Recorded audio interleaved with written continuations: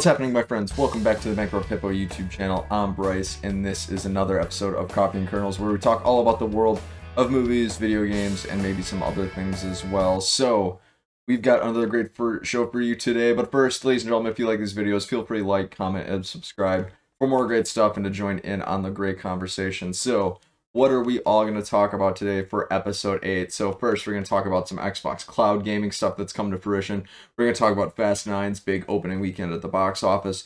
We're going to talk a little bit about Black Widow and when it's going to debut. We're also going to talk about the season 4 finale of The Handmaid's Tale. And then we're going to talk about the most recent episode of Loki, that is episode 4, which I've enjoyed a lot of the episodes of Loki so far. So, ladies and gentlemen, we'll get right into it. We'll start off with Xbox Cloud Gaming. So, Xbox just released some information. Basically, Xbox Cloud Gaming has now been released to 22 different countries for those who have Windows 10 PCs, or if you've got Apple phones or Apple tablets, you can play Xbox Cloud Gaming. And from the comment sections that I've been seeing lately, it seems to be working pretty well so far. I haven't tried it myself. I myself have an Apple phone, so I probably could give it a shot.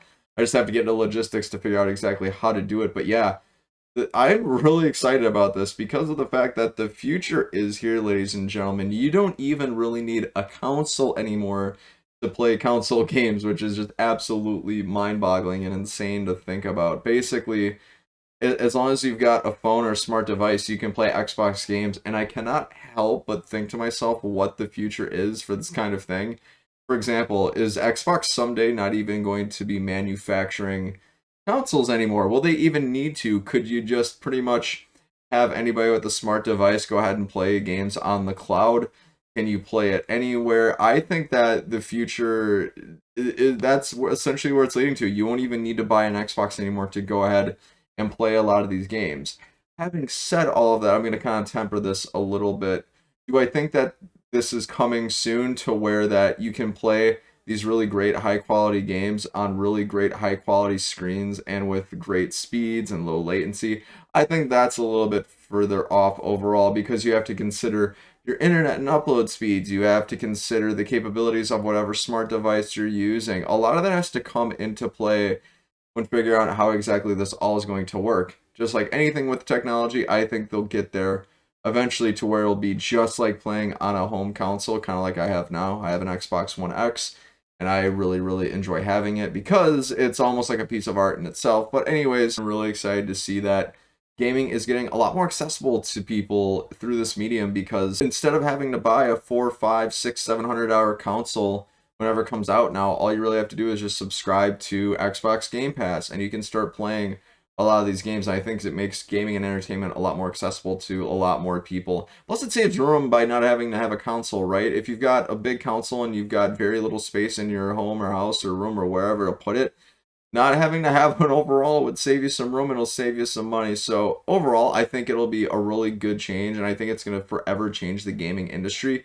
It's in its infancy right now, but I am really pumped to see where it's going to go in the future. When asking myself, would I ever fully go just Xbox Cloud and never have a console again, I'm going to say, yeah, I totally would someday, because at one point, I didn't think that I'd ever not have discs for games. I always thought I'll always be a physical game disc kind of person. I'll always go buy and have a tangible copy of the game that I can resell later. Well, then I tried Xbox Game Pass, and now I very rarely buy physical copies of games unless they're not on Xbox Game Pass. So, for example, Ubisoft games, Batman Arkham Asylum, Batman Arkham Knight, things like that. So, the future's coming, and I can't wait to see where it takes gaming in general. But, ladies and gentlemen, my friends, I want to know, what do you make of the Xbox Cloud Gaming stuff going on? Have you tried it? If you have tried it, what do you think of it so far? Feel free to jump down in the comments below and let me know whatever your thoughts are. A couple of other small news items are going to transfer over to movies now. We're going to talk about Fast 9. Fast 9 came out pretty recently, and it opened to the biggest opening box office weekend since pre-pandemic numbers. So dating all the way back to 2019, and now we're halfway through 2021. Madness, isn't it? Anyways, Fast 9 opened with a $70 million weekend. I think that's gross, of course. Gross revenue, not just net revenue. But anyways, I think it's really exciting overall, and it almost makes me want to go see Fast 9. So for context, I've never actually seen a Fast and Furious movie from beginning to end ever. I've always seen little tidbits of it on TV. I've always run into little small segments of movies like Fast Five, for example. I've never seen a Fast and Furious movie all the way through and through, and this kind of excitement makes me kind of want to go see it. The score on the Rotten Tomatoes has been that a majority of people have liked it, so it makes me want to go give it a shot. A lot of the movie and film people that I follow and pay attention to in the space, John Campea, Robert Meyer Burnett, Jeremy Johns, a lot of them haven't really enjoyed it, but I'd be curious to see if I enjoy it, because a lot of times I usually don't agree with a lot of the reviews and assessments that I see out there, but everybody's got unique movies and tastes in those movies, so I mean, who knows? I'd be really curious to go and see for myself how I like Fast 9. What do you make of Fast and Furious's opening box office weekend for Fast 9? Did you like the movie? If you've seen it, are you going to see it? Let me know your thoughts. Right, another thing that's kind of been on the docket as of late, we are getting another Marvel movie. Black Widow is going to be debuting on Friday, July 9th, just about a week away from the time of this recording, which I am super pumped and really excited about. Black Widow was supposed to come out about a year ago, if you can believe that, which is absolutely insane. It's crazy to think that a year ago we're like, oh, we're gonna have to wait another year for Black Widow, and now a year has already come and gone, and we're about to get to see it. And for a little bit of context, my first introduction into the Marvel Cinematic Universe was actually in 2018 with Black Panther. That was the first time I've ever seen a Marvel movie. I don't count Iron Man. I saw Iron Man way back in 2006, but I was way too young to really know what the Marvel Cinematic Universe actually was and what it was going for. I thought it was just some Iron Man movie. So when I was older and I watched Black Panther in 2018, I really started to get an understanding of the grand scale of things and what really made Marvel and the cinematic universe so special. And now to see another installment into that, especially in terms of a movie, I am super pumped and can't wait to see it. Especially since I have become a fan of Scarlett Johansson and her acting career. If you guys haven't seen A Marriage Story with her and Adam Driver, that is a really great movie. She did an excellent job. Her and Adam Driver both crushed in that movie. Who are we kidding, right? They're both excellent actors with a ton of talent. And Scarlett Johansson as her portrayal of Black Widow is just something I really dig, and I'm really excited to see her get her own standalone movie. And I hope it's really great. I'm going to be going and seeing it next Friday, so probably do a movie review just like millions of other people out there in the world, but that's part of the fun of it, right? We all get to talk about it together and bask in its glory. So, ladies and gentlemen, are you looking forward to seeing Black Widow? If you have seen it by chance by now, what do you think of it? Feel free to comment below and let me know whatever your thoughts are. The next main topic we're going to talk about is more of the Handmaid's Tale talk. So this is going to be the season 4, episode 10, which is the season finale for the Handmaid's Tale. Spoiler warning for those of you who have not seen the season 4 finale of the Handmaid's Tale, which is episode 10. Feel free, go watch the episode, come back and watch this video later. But if you have seen it already, or if you don't care about spoilers, welcome to the party. So, season 4, episode 10 of The Handmaid's Tale was, I think, a really overall solid payoff to wrap up the season. There's only a couple things I really didn't enjoy about this particular episode, and it was the fact that we didn't get any of Janine and Esther. In the last episode, episode 9, we get a little bit of Janine, a look into Janine and Esther's current situation in Gilead, and I was hoping we'd get a little bit more of that, or at least a nugget of it in episode 10, and we don't get it at all, which honestly is probably pretty fine. With the overall arc and everything that happened in this episode, I think it was appropriate call for that. So what is the main overall arc of this episode anyway? Basically, it is June trying to move on from Fred, and Serena is still she's still kind of looking for vengeance, right? She's still looking to get the inner peace that she is really looking for. She talks to Emily and she's like, I want to move on so badly, but I just can't. So what she does is she decides to just confront the whole situation. She actually goes and sees Fred Waterford. She goes and talks to him, but she figured out in this particular case that, yep, her current plan of action is the way. We don't know what her current plan of action is, and you don't really realize that till the end of the episode, but she goes and she decides, no, I've got to do something more than just talk to him. Playing off of the conversations from episode 7 or 8, where the former aunt came and tried to talk to Emily, and June is kind of having this round table with a lot of the people who were freed from Gilead that used to be handmaids or what have you. And she was like, why can't we be furious? Why can't we feed off of that anger and live like that? And it's kind of playing off of that particular point. In June's mind, she wants to kill Fred Waterford, or at least that's what's revealed to us by the end of the episode. So by her visiting Fred and having this conversation and getting more information from him and where his head's at, she's like, "Yeah, I gotta kill this man," and that's what she does. By the time everything's all said and done, but we'll get into that in just a second. So basically, June is still trying to move on from Fred and Serena. Fred and Serena are actually in the process, as we learn in episode 9, of earning their freedom by testifying against Gilead in court. In order to solidify their freedom, Fred has to travel to Geneva, Switzerland, I think is where Geneva is located, testify in order to get the rest of the world an advantage over Gilead and understand its inner working. Fred and Serena, they've been providing more information. Serena at one point kind of pulls Agent Twello aside. I know, I finally learned Agent Twello's name after the entire season of just calling him the Canadian agent. Fred and Serena kind of get comfortable in that mindset that like, oh, we're about to be free people again to just live in Canada as we please. So Serena actually starts making demands. Agent Twello is going to get us out right now. We're going to go find a house right now. We're going to do this, this, and this right now.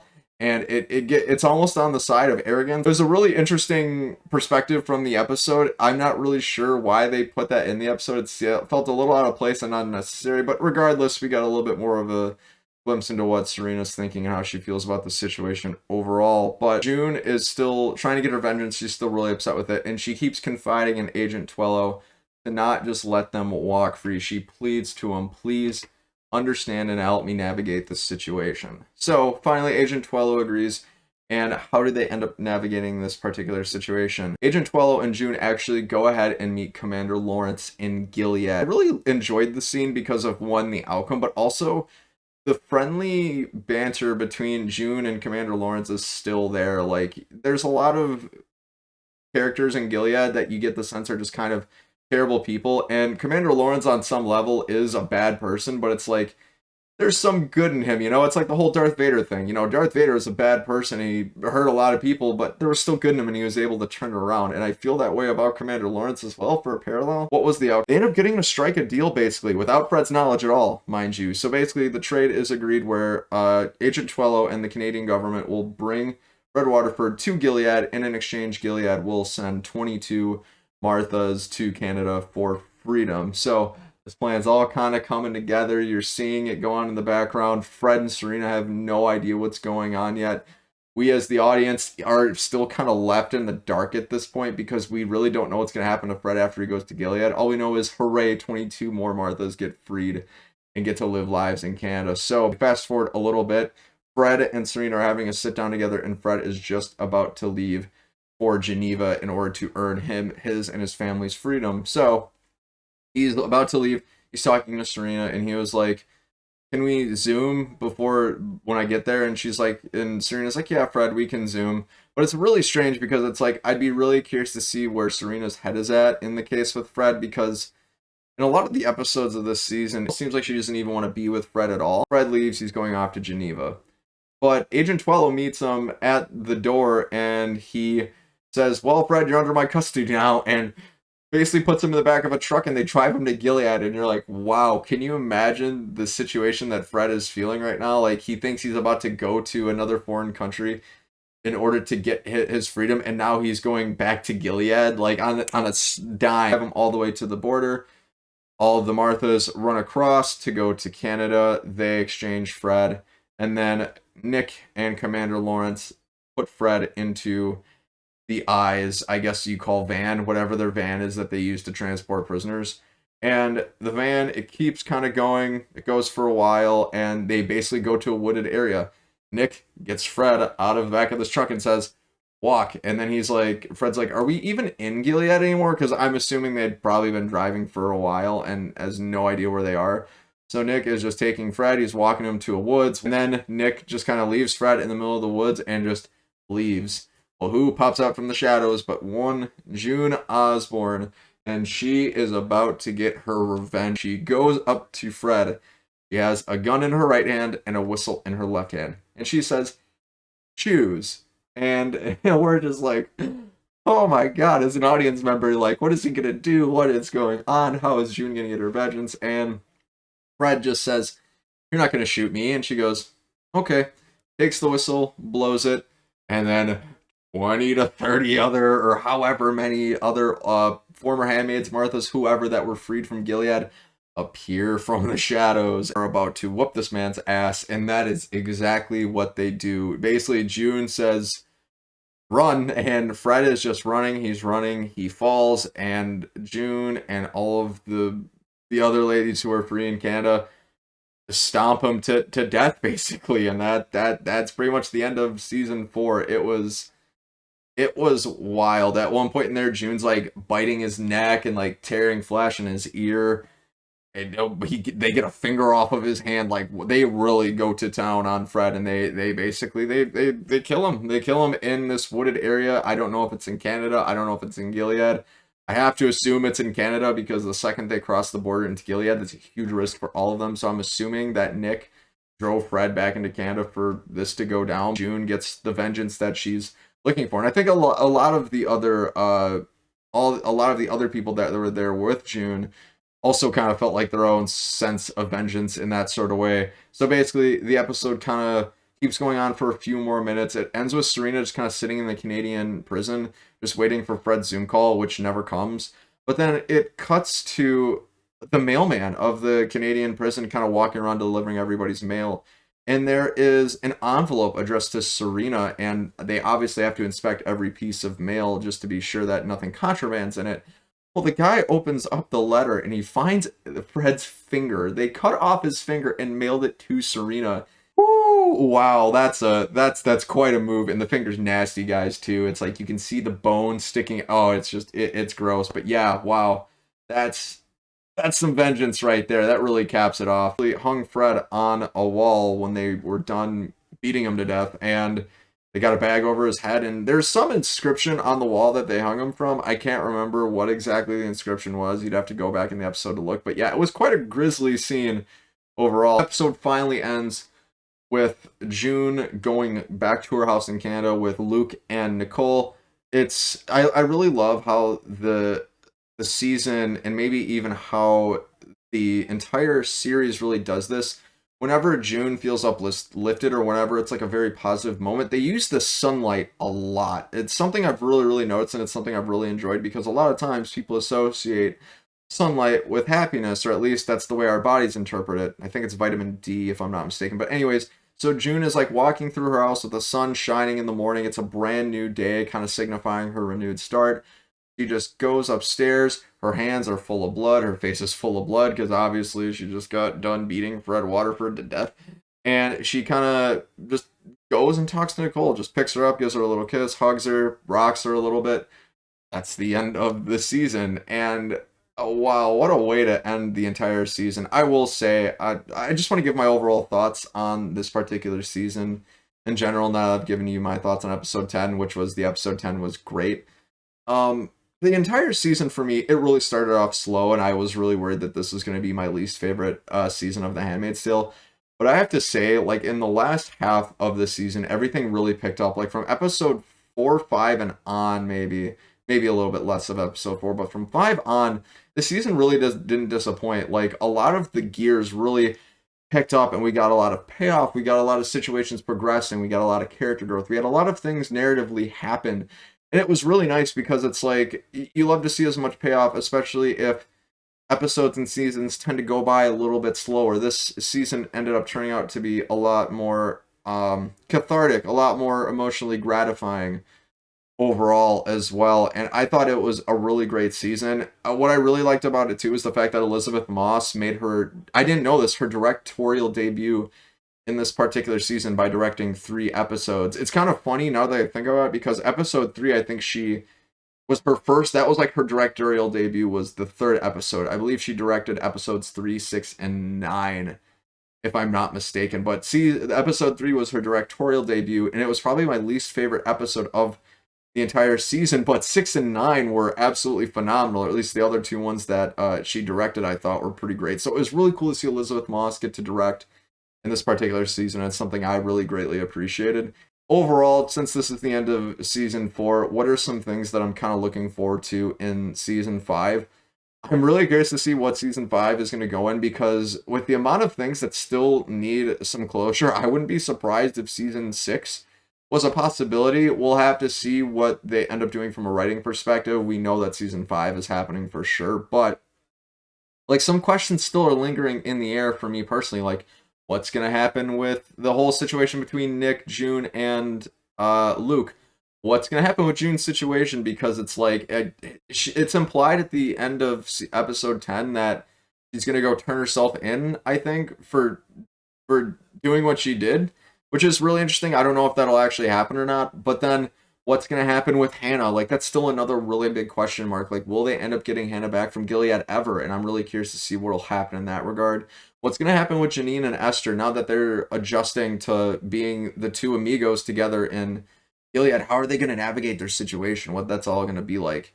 And then lastly, for me on my list, what's going to happen with Commander Lawrence and Aunt Lydia? Are they going to change their ways? Are they going to reject the ideas of Gilead? For me, it's less of a question mark for Aunt Lydia. I think she's gung-ho for the ideals of Gilead because she's been consistently like that throughout the entire series. But for Commander Lawrence, he seems to be kind of teetering in between, a little in the middle a little bit. I have a feeling he's going to reject the ideals of Gilead and eventually help bring down Gilead. And that actually leads me to another point that I'm kind of thinking about, is what's going to happen to Gilead in the grand scheme of the world overall? Will it be destroyed? Will it be overthrown by the end of the series? And I think to really get to that point, you need at least 2 more seasons to do that, because that is a very large undertaking.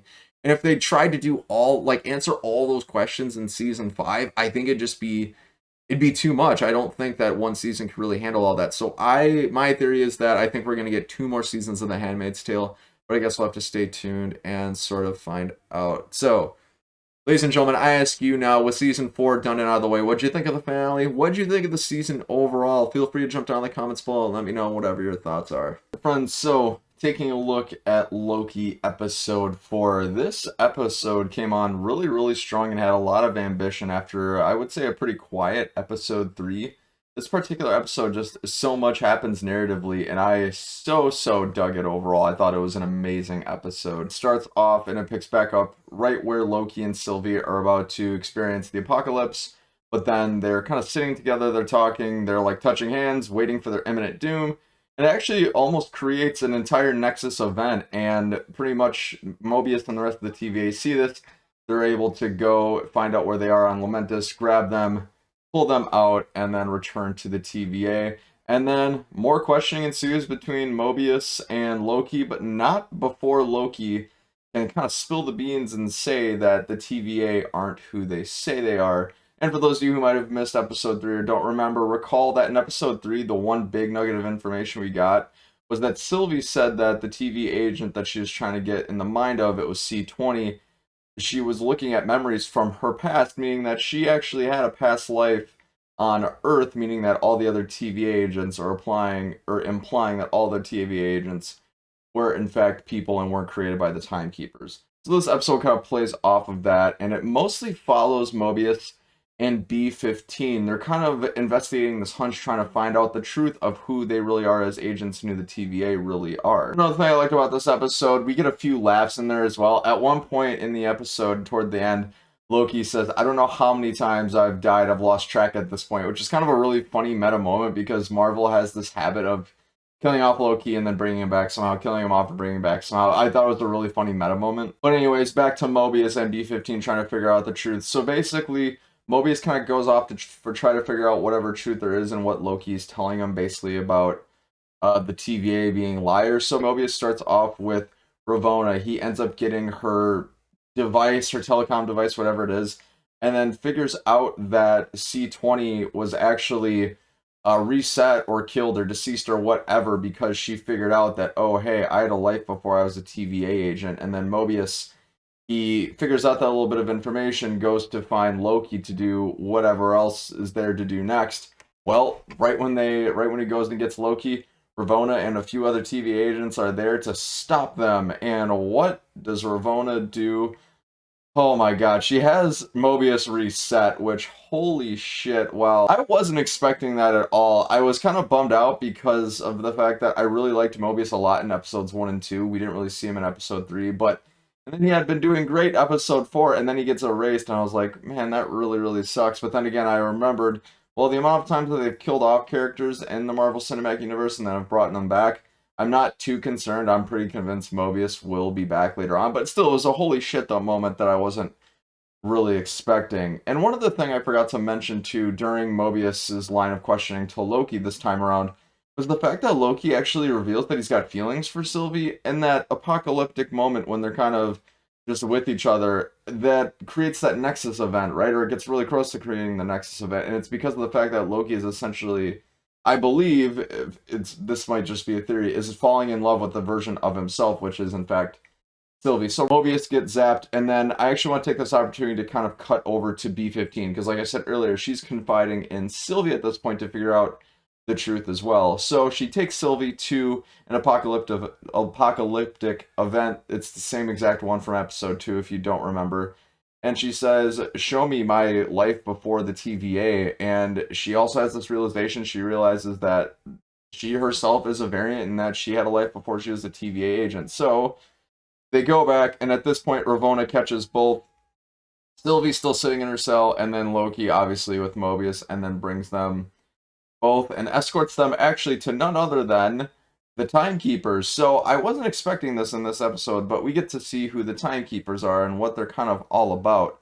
Not really too much is said or done before a fight breaks out. So basically, B-15 comes down there, basically breaks it up, frees Loki and Sylvie over their collars, and then they all start kicking each other's asses, which is kind of fun.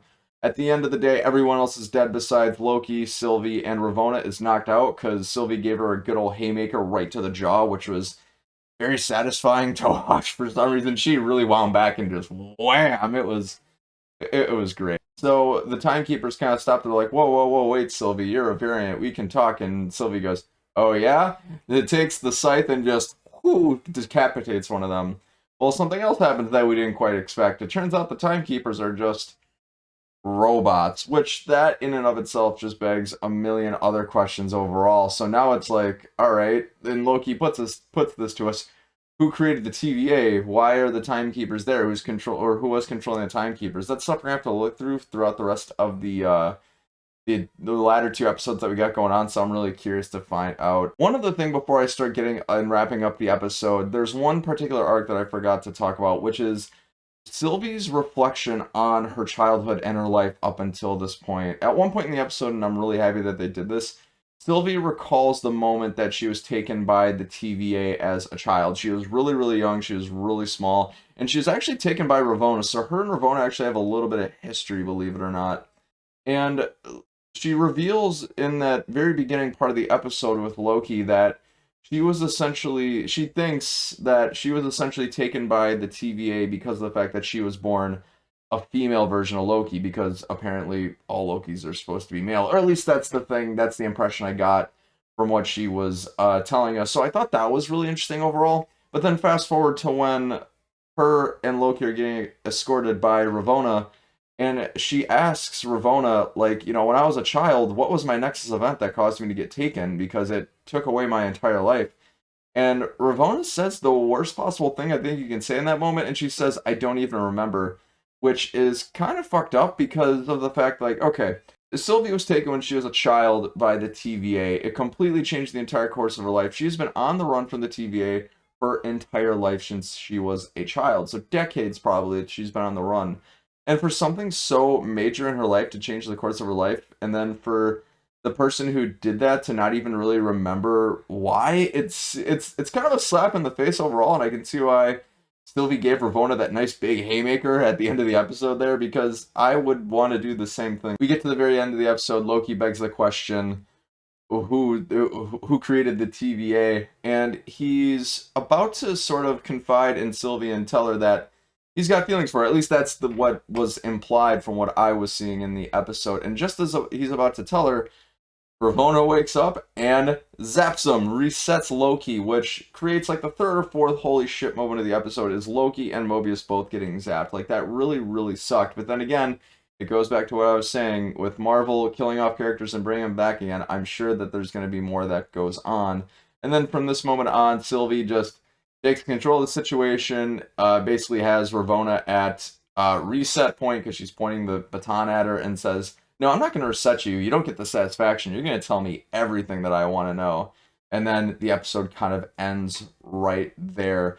And there was a post-credit scene for this episode as well, and it's basically it changes my whole perspective on the concept of resetting in general, which is another thing I liked about this episode. Loki wakes up in like a post-apocalyptic New York. The reason why I say New York is because in the background there is like a destroyed, desolate Stark Tower. At least it's the same shape as the Stark Tower, who knows? But he wakes up next to a whole bunch of variants of himself, which I thought was really interesting. He wakes up, he goes, "Oh man, is this hell? Am I dead?" And they're like, "No, not yet, you're not, but you should come with us just to be sure that doesn't happen." And that's where the post-credit scene ends too. I have so many questions leading out of episode 4 that make me really look forward to episode 5. First of all, before I get into episode 5, what did we learn about episode 4? Basically, the Timekeepers obviously aren't really who they seem. The TVA in and of itself probably isn't what it seems. Who's really controlling the TVA? That's what I really want to know. And also that the concept of resetting isn't quite as concrete as I thought it was. Like when my initial impression of resetting was the fact that it basically just erased whoever was being reset out of existence. Like it just completely, it was basically like death, essentially is what I thought it was. And from that post-credit scene, I can kind of see it's a little bit more complicated than that. It transports them somewhere when they reset. So basically what I'm trying to say is I think there's a really solid chance that Mobius and Loki are both going to somehow get back to the TVA, get reunited with Sylvie, and figure out what the heck's going on. And I think that the conclusion of Loki might lead into maybe some sort of Marvel movie. That's just kind of a light theory right now, but definitely I think we'll see Sylvie, Loki, and Mobius all teaming up again by the end of the series. Me personally, what am I looking forward to really in episode 5? What information is Sylvie going to get out of Ravonna? What's next for Loki and Mobius? Are they in fact going to get out of their current situation of being reset, or what's that whole process like exactly? And then finally, what else is there to the TVA? Because there's obviously way more to it than it meets the eye. I thought I understood the TVA like the back of my hand. This episode very much definitely proved me wrong. So, ladies and gentlemen, if I had to give like a final score for this episode, I would say I give it a 9 out of 10. I thought it was amazing. It was packed with a lot of great character exposition, a lot of great character relationships developing, a lot of really rich storytelling, and it wasn't too much to the point where I thought it was overwhelming or too dense, so good on the show for doing that, and I cannot wait for episode 5. I'm already counting down the moments. But now, my friends, I ask you, what did you think of Loki episode 4? Whatever you think, comment below and let me know your thoughts. All right, my friends, so this will do it for episode 8 of the Coffee and Kernels podcast. Thank you so much for stopping by again and watching the videos. Feel free to like, comment, and subscribe for more content and to join in on the fun. Once again, this has been the Bankrupt Hippo YouTube channel. I've been Bryce. Till the very next video, have a great day.